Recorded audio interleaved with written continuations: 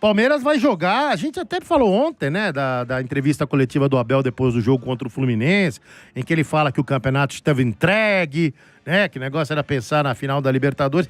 Eu até falei, olha, a gente conhece o Abel competitivo do jeito que ele é, acho que ele meio que falou da boca pra fora, que ele já tinha falado isso lá contra o Botafogo em 23, né, e aí depois o Palmeiras daquela arrancada e tal. Mas não, rapaz, não é isso não. Dessa vez ele tá realmente achando que o campeonato foi pro brejo mesmo.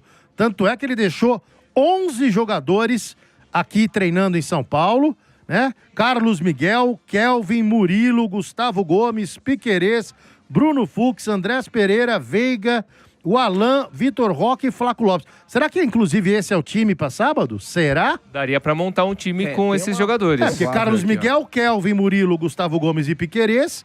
Aí no meio campo você pode botar o Bruno Fux de primeiro, o Andrés Pereira de segundo isso, e o Veiga ainda. Alain, Vitor Roque e Flaco Lopes. Porque o Aníbal Moreno tá nas prévias do jogo de hoje, ao lado do Emiliano Martinez. Exato. Agora, você acha que o torcedor gostou disso, rapaziada? Você acha que o palmeirense entende essa posição do Abel? Mande corneta aí, mande corneta, você é palmeirense aí. Você gostou de jogar com misto frio hoje? Também aqui pra gente, porque o Flamengo viajou com o time completo, viu? Sim. Viajou, não deve escalar todo mundo, é verdade, mas o Flamengo deve ter a mesma logística do Palmeiras, né? Já saem de Porto Alegre e vai direto pra Lima, né? Mas eu acho que o torcedor palmeirense, ele entende, sim, né? Querendo ou não, claro. O brasileiro, assim, a probabilidade do Palmeiras ganhar o brasileiro é muito pequena. E a Libertadores é 50-50. Querendo ou não, é uma partida só. O Flamengo, ele chega até com um moral mais elevado, chega talvez com um certo favoritismo, mas é aquele jogo, né? São 90 minutos ali, depois, se persistir o empate, penalidade. Então, o Palmeiras ele tem totais condições de vencer a Libertadores. Então, acho que o torcedor palmeirense ele entende, ele compreende. Acho que a estratégia do Abel é uma estratégia inteligente também. Sabe, os jogadores vão ficar concentrados já, esses principais jogadores, né? Já vão descansar bastante também. Fisicamente, devem chegar na ponta dos cascos. A gente até comentou ontem, né? De eventualmente ele utilizar ali, colocar dos titulares para começar a partida e depois substituir esses titulares e colocar os demais, né, que começaram no banco. Seria um jeito dele não desgastar todo mundo, mas sempre tem aquele risco de lesão, né? Eventualmente algum titular pode se lesionar.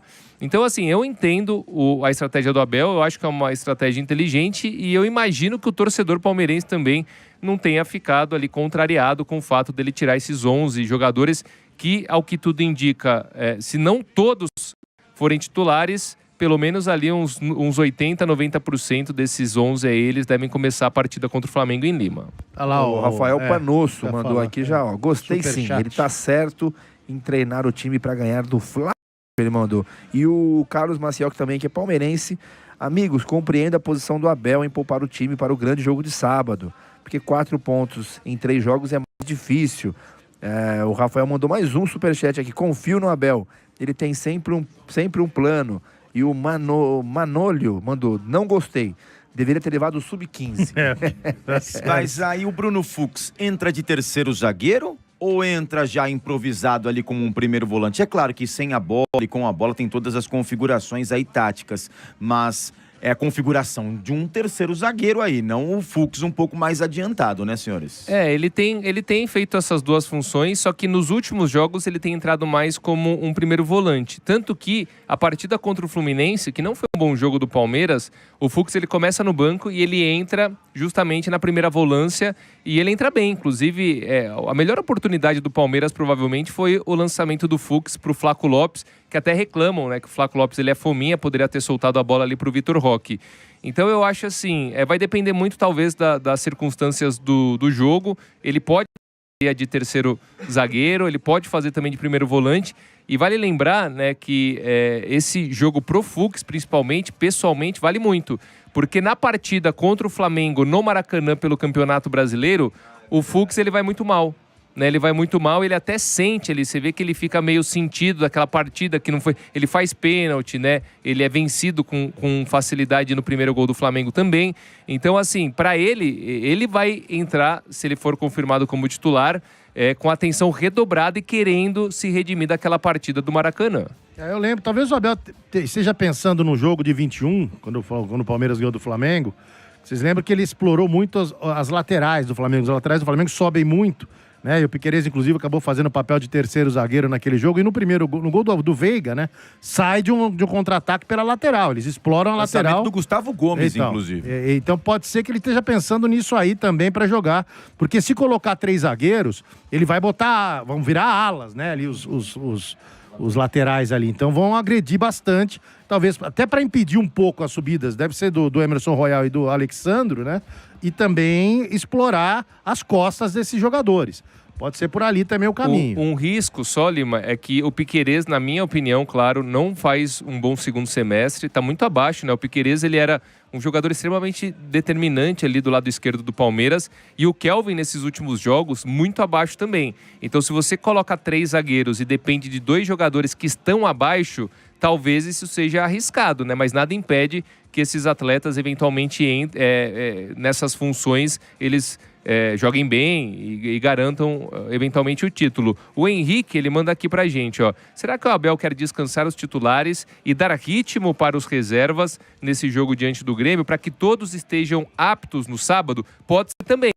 Pode ser, ele já vê esses 11 que ele separou como eles estão na ponta dos cascos e os reservas ali, quem for bem, quem tiver bem fisicamente também e tiver com um moral elevado, ele vai juntar todo esse mundo, todos esses jogadores ali e vai decidir quais que são os 11 que vão começar contra o Flamengo. Agora, nós falamos ontem sobre uma possível provocação do Abel na coletiva com relação ao Flaco, mas as críticas ao Aníbal estão configuradas na escalação de a escalação do sábado, né? Porque o Aníbal Moreno, durante toda a temporada, foi decantado ali como titular, meio que absoluto ali. É claro, mudanças em alguns contextos de lesão, de contusão, mas se você pensar em toda a temporada, o Aníbal foi titular, foi esse primeiro jogador de meio campo, esse primeiro volante. Mas parece que agora, nessa reta final aí, com as críticas do Abel, aí não é provocação não, perdeu a posição mesmo. Vamos ver. Ó, o Vitor Roque, que não foi para Porto Alegre, ele deu uma entrevista para a TV Palmeiras e ele falou sobre o confronto já de sábado contra o Flamengo lá em Lima, no Peru, na final da Libertadores. Vamos ouvir o Tigrinho. É o jogo mais importante do ano pra gente e claro que é uma preparação diferente, é uma concentração diferente, um foco diferente e estamos trabalhando já pensando no jogo de sábado com muita humildade, com os pés no chão. E tenho certeza que a gente vai fazer um brilhante jogo. Claro, antes da final tem um jogo muito importante, que é contra o Grêmio. Vamos viajar, tentar fazer um resultado positivo lá na casa deles. Sabemos que o brasileiro ficou um pouco distante. E agora é focar, trabalhar. Temos um jogo muito importante, que é a final da Libertadores, um sonho pra gente. E se Deus quiser conquistar esse título aí, vai ser um orgulho para nós. Claro, com certeza. O apoio de cada torcedor é muito importante para a gente. Eu me identifiquei muito rápido com a torcida. Desde o primeiro minuto eles sempre me apoiaram o grupo. Então é trabalhar para, se Deus quiser, conquistar esse título aí para nós e por eles também. Agora esse jogo de hoje, essa rodada de hoje, pode dar um gás também a mais pro Palmeiras. Imaginamos que o Palmeiras ganha o jogo e o Flamengo tropeça. Sim, o Palmeiras volta pra brincadeira, meu. Pode dar um gás a mais aí pra esse time, até pra quem não viajou e ter um ânimo ainda maior aí pra final da Libertadores. Então, importantíssimo, e pode né? descer também o moral do Flamengo, entendeu? Exato, porque o Flamengo que tá com o brasileiro no papo, você chega com uma carimbada. Tá com a mão na taça, de repente toma uma pancada hoje. O Palmeiras se aproxima, opa! E aí iguala a questão anímica nessa partida do final de semana aí em Lima, né? Então, bem observado, bem observado. Ó, desde não dá pra duvidar do Palmeiras, que o Palmeiras já reverteu tantos panoramas, né? O vídeo que aconteceu na questão do Botafogo, né? Que o time do Palmeiras conseguiu a reversão. Que o time reserva do Palmeiras não é o time reserva do Santos, do São Paulo, do Corinthians. O time reserva do Palmeiras tem totais condições de ir lá hoje e fazer um resultado positivo. Ó, desde 2015, o Palmeiras jogou com o Grêmio como visitante em 12 jogos. São 5 vitórias do Palmeiras, 3 do Grêmio e 4 empates. Né? São jogos 9 pelo Brasileirão e 2 pela Copa do Brasil, 1 pela Libertadores. Então, mesmo como visitante, né, nos últimos tempos, o Palmeiras vem se dando bem contra o Grêmio lá em Porto Alegre. Vamos ver o que acontece. Lembrando que o último jogo entre os dois lá em Grêmio foi 2-2. Gols do Flaco Lopes e do Estevão. Foi a 14ª rodada do Campeonato Brasileiro. Lá, e esse jogo aconteceu no Estádio Centenário. É, porque o Porto Alegre estava sem as Alagado, duas né? arenas, né? Por conta do Isso. alagamento.